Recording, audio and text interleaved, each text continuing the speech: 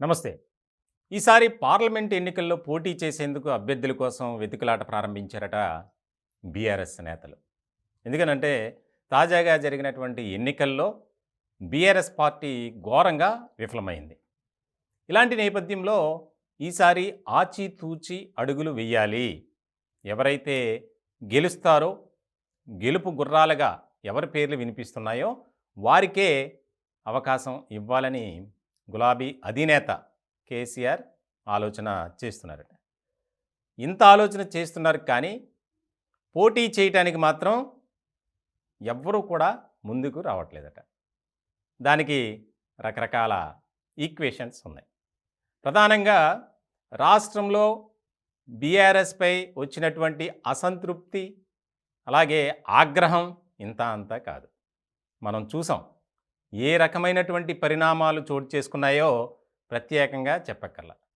ఇలాంటి సందర్భంలో కొద్ది రోజుల నుంచి నియోజకవర్గ స్థాయిలో అంటే పార్లమెంట్కి సంబంధించి కేటీఆర్ అధ్యక్షతన తెలంగాణ భవన్లో సమీక్షా సమావేశాలు నిర్వహిస్తున్నారు. దానికి సంబంధించి ఆ నియోజకవర్గ పరిధిలో ఉన్న నాయకులంతా హాజరవుతున్నారు. ఇట్లాంటి సందర్భంలో కొంతమంది అభిప్రాయ సేకరణకు ప్రయత్నించినప్పుడు కొంతమంది ముఖం చాటేస్తున్నారట. ఎందుకనంటే మేము పోటీ చేయలేం అని. దానికి ప్రధానమైనటువంటి కారణం ఒకటే. ఎందుకనంటే ఇప్పటికే సార్వత్రిక ఎన్నికల్లో ప్రజల నుంచి ఒక వ్యతిరేకత అనేది మనం చూసాం. మరి కొద్ది రోజుల్లోనే పార్లమెంట్ ఎన్నికలు. ఆ ప్రభావం ఖచ్చితంగా పడుతుంది. మనం కోట్లాది రూపాయలు ఖర్చు పెట్టి ఎన్నికల్లో తిరిగినా, ప్రచారం చేసినా గెలవకపోతే పరిస్థితి ఏంటి అనే దాని మీద కూడా ఒక చర్చ జరుగుతుంది. వాస్తవానికి 17 స్థానాలు ఉండగా గత ఎన్నికల్లో బీఆర్ఎస్కు 9 వచ్చాయి. భారతీయ జనతా పార్టీ 4, కాంగ్రెస్ 3, ఎంఐఎం 1 స్థానాన్ని గెలుచుకుంది. ఇట్లాంటి మేజర్ స్థానాలని బీఆర్ఎస్ కైవసం చేసుకుంది. మరి ఇప్పుడు ఆ పరిస్థితి ఉందా? కనిపిస్తుందా? ఎక్కడా లేదు.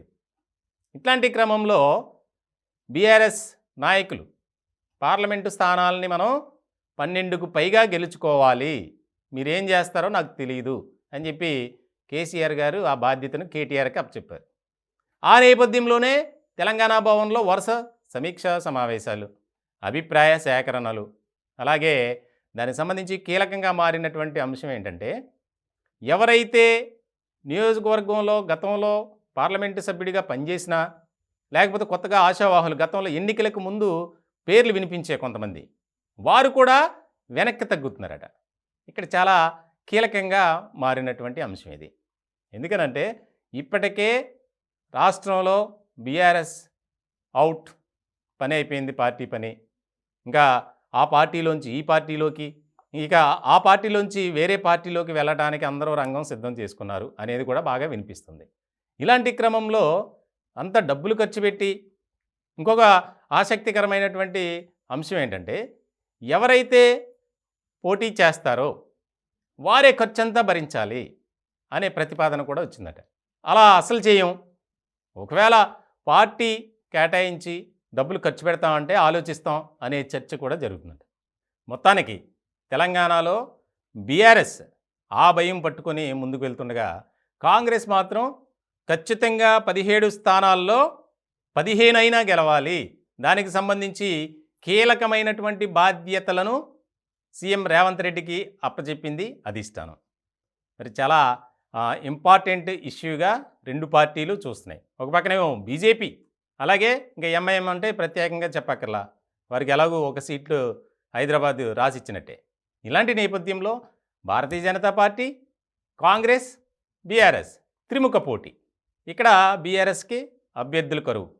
కాంగ్రెస్ అంటే ఇంకా ఒక స్థానానికి 4-5 ఉన్నారు. ఎందుకంటే మంచి జోష్లో ఉన్నదిగా పార్టీ. సో చాలా కీలకంగా మారినటువంటి అంశం. మరి ఏం జరుగుతుంది ఏంటి అనేది చూడాలి. త్వరలోనే ప్రజాక్షేత్రంలోకి గులాబీ దళాధిపతి కేసీఆర్ గారు వస్తున్నారని చెప్పి కేటీఆర్ ఒక ప్రకటన చేశారు. మరి ఇట్లాంటి సందర్భంలో ఏం జరుగుతుంది, ఎలాంటి సమీకరణాలు చోటు చేసుకుంటాయి, మళ్ళీ కుటుంబం నుంచే ఎంపీలుగా పోటీ చేస్తారా అనే చర్చ కూడా బాగా జరుగుతుంది.